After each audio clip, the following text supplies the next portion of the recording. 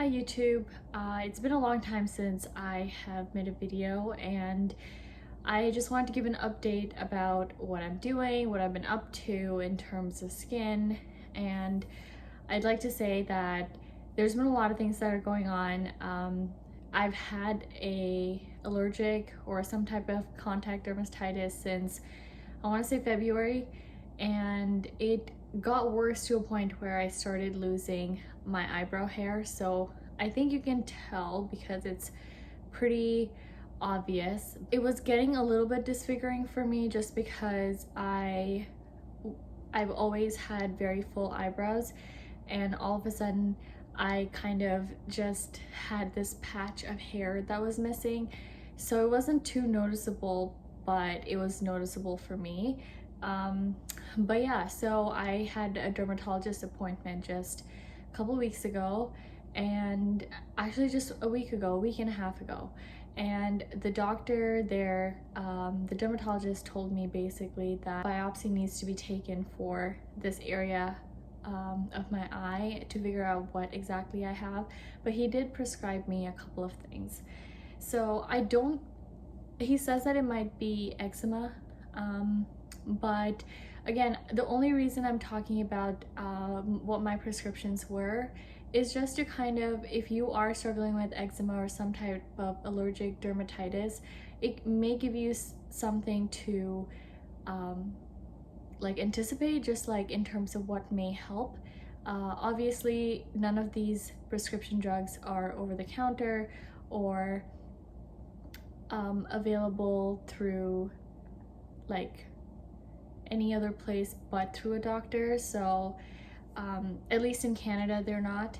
So the first one he gave me was a steroid cream, which is PDP desonide ointment at 0.05%, and this is a steroid cream, so it's basically anti-inflammatory. I'm only supposed to use this every day for 7 days and then stop using this. It's basically like one of these things, and it's hollow from the inside. And then the other one he gave me was Protopic at 0.1%, and this I'm supposed to use twice daily for 2 weeks, and then once a couple times a week for 4 weeks. So it's a treatment for like almost a month and a half. So I've used this for about a week, and I've noticed a lot of difference in the skin here that was basically irritated and inflamed. I noticed that I don't have the feeling to itch as much, and I don't have the redness associated with it. So I've started to notice some hair starting to grow back, but it's still not like enough. Like I can still tell that some areas are sparse. But yeah, that's about the skin issue for that, and I'm glad that I got to see a dermatologist. And I did have to wait for quite a bit, but that is usually how things are here in Canada, and that's okay. In addition to that, he did tell me that I have to take a patch test, and that appointment currently is set for February, but you know, anything can happen. It's most likely going to be postponed. And the thing about patch testing is that he said this type of patch testing for me that he wants me to get done is going to be on my back, and I have to go like Monday, Wednesday, Friday, and they basically don't allow you to take a shower for like those like 5 days, which kind of sucks. It's kind of gross, but I really want to get this done so I know if I am allergic to something, what that may be. And you know, it kind of, yeah, gives you an idea of what kind of things to avoid. In addition, one of the questions that he had asked me was, he asked me if I was using a lot of hair products, because a lot of times people get allergic to shampoos and conditioners and like other hair products that people may use. So it kind of like reminded me that I should really look into my shampoo and conditioner. I mean, I've used similar, like I've used Pantene most of my life, and then I used Tresemme for past couple of years, and I feel like it might not be the issue, but I did purchase Free and Clear This is by Vanny Cream, and I purchased this shampoo that is free of dyes, fragrance, masking fragrance, lanolin, protein, parabens, and formaldehyde and other preservatives. So I am really happy that I made this purchase. I've only used this shampoo once. That's because I only wash my hair once a week, so it's due for a hair wash tomorrow. And I don't know if I've noticed, because I'm using this shampoo concurrently with the medications I got, I don't know if the shampoo is the issue, but I'm really happy that in my mind I've eliminated one source of irritation for my skin that could be the shampoo. So something in the shampoo. So I'm happy that I made the switch, and I didn't find that my hair was like, I noticed that upon like just the one wash I've had, it doesn't lather very much, which is kind of like, it makes me think that maybe my scalp isn't getting cleaned, but because I'm so used to having shampoos that lather. But I found that I didn't buy the Free and Clear conditioner. They also sell that on Amazon. So I purchased this from Amazon, and it was $15 plus tax. So it's not cheap because you only get like 355 milliliters of product in it. So it's not necessarily cheap, but I didn't want to jump into getting a conditioner. But I feel like I might not need a conditioner. I don't know, it's too early to say. But if I do, I will get the Free and Clear one. But I noticed that my hair is soft. Like sometimes when I use just shampoo and I forget to use conditioner, my hair feels really rough, and I haven't found that to be the case from using this. So I'm happy about this purchase. I will update on how this is. The other thing I wanted to talk about is Finacea. So I've been using this for, I want to say, almost like 4 months, and I'm so happy about this because it has helped me clear my acne pigmentation so much. Like right now, I don't know if you can tell, but there was a pimple here, and I had that, like, it was one of those pimples that I felt aware of throughout the day. Like I felt my blood pretty much rushing to this part of my face, and I could feel it, like, I don't know, it was just very obvious. I get those pimples like once a month, so it's not like a new thing, but typically it takes a while to heal, but it healed really quickly. The time, like the past 4 months that I've been getting these pimples, it heals pretty quickly. But obviously the ones on my chin, like, or my cheek here, and then I got 2 here, they take a while to heal because I feel like anything on the cheek area takes a while to heal, but anything on the chin and the forehead, they heal pretty quickly for me in my experience. But the ones on my cheek take like months. Like I had a tiny spot here that I got in 2017, and it pretty much didn't leave me until like this year. So it took like 3 years. And yeah, I'm really pleased with using Finacea, which is 15% azelaic acid. It's a doctor prescription product only. There is hard evidence. Oh my god, there's kids here for trick-or-treating.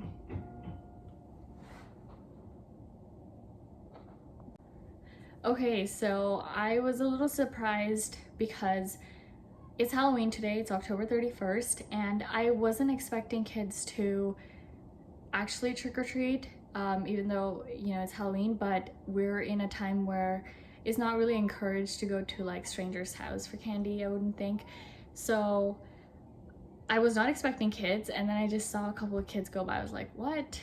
Are people doing this year? But I mean, they look cute. So anyway, I was talking about Finacea, and I just want to say that anybody who can go to a doctor, you don't have to go to a dermatologist. Talk to your family doctor and tell them that this is, you know, if you're a girl, let them know that this is pregnancy safe. I'm pretty sure your doctor would know because it's a very common prescription for people struggling with acne and rosacea. I only struggle with acne and hyperpigmentation because of acne, and apparently I struggle with eczema of some sort or some kind of another inflammatory disease around here. So I don't know what it is yet, but so far I only struggle with those issues, and I found Finacea helps me so much. Like, I cannot go back to using azelaic acid by The Ordinary, not because it wasn't good, but it wasn't as effective as this one is. So if you do have a serious or a little bit more serious form of acne, I would suggest going for this. But if you can't see your doctor, I would suggest getting The Ordinary one, but it's unfortunately not available here in Canada, and this might be a very, very affordable and more effective and research-backed product to try out. And I think that also, like, when I use tretinoin, even now I get a lot of redness associated with tretinoin, so I haven't experienced as much redness with tretinoin usage as I do ever since I started using Finacea. So I'm really happy about having Finacea in my life. And yeah, the next thing I want to talk about is the Pepta Bright by Indeed Labs. This, I am going to be filming a review soon, and I mean like really soon. I'm not going to be postponing this and procrastinating. I don't know, I'm going to talk about it more later, but I did finish this and I have another tube of this, so I'm looking forward to using that. So I guess I did give away some information in saying that I liked it. But I want to talk about why I liked it. So I want to talk about this. This is the Oxy Emergency Acne Cleanser, 5% benzoyl peroxide, and it is fragrance free. I purchased this for $10-11. I got it on Amazon and I really like it. I think it is great for people who struggle with ingrown hair. I use this particularly in my armpit area and for my feet, so it doesn't smell. Like, I actually don't use any deodorant. I'm pretty sure I mentioned this in other videos, and I find that using benzoyl peroxide wash that is particularly fragrance free has helped me kind of eliminate odor. Like, I'm not someone who sweats profusely, but I find that using something like this can deal with the day-to-day sweat and smell that comes with sweating a lot, especially if you are someone who works out regularly like I do. So I find that that's really helpful. And that's basically my updates. Yeah, I have been really busy, so I haven't had a chance to sit down and like do research for YouTube videos, because I don't want to just talk about why like I think something is working, but I want to say why, like give more details. It's been hard because I've been busy, but I've also kind of not done it because I was a little bit like not feeling the best with my eyebrow situation, so it's also that. And yeah, I mean, I know a lot of you guys have been commenting still, and I'm really grateful to see your comments. I haven't been able to respond to a lot of comments lately, so I will be getting to those as well, and hopefully I can be a little bit more regular. But it's really hard to say that because YouTube is not like my main form of income, and YouTube is really like a way for me to creatively express myself and basically like hopefully I'm helping people who are struggling with hyperpigmentation, dry skin, and eczema, that kind of thing, like things that I struggle with that maybe is hard to find information for out there, and people of color like myself. Also, the other thing I wanted to mention particularly is that I could not find a single shampoo and hair product that did not have fragrance at Walmart, and I want to know why a retailer giant like Walmart does not have a single fragrance-free product. Like, this is only available at Amazon, and I think that $15 is a lot of money. Like, I would think ideally this should be like $10. And why is it hard for shampoo manufacturers to not have a shampoo without fragrance and simple allergens? Like, this should be, I know that I mean, I know what people are trying to do, like good smelling products are attractive. We are human beings who are attracted to good smell, but some, like, I feel like there's a lot of us now who have allergies and skin conditions where fragrance and common irritants are likely to, you know, exacerbate inflammatory diseases. So I don't know, I don't like that it's so hard to find products that are fragrance free and like safe for people with really hypersensitive skin. I was a little bit annoyed with that. Also, I think that I feel like a lot of stuff even on Amazon is not entirely as affordable as I would hope things are.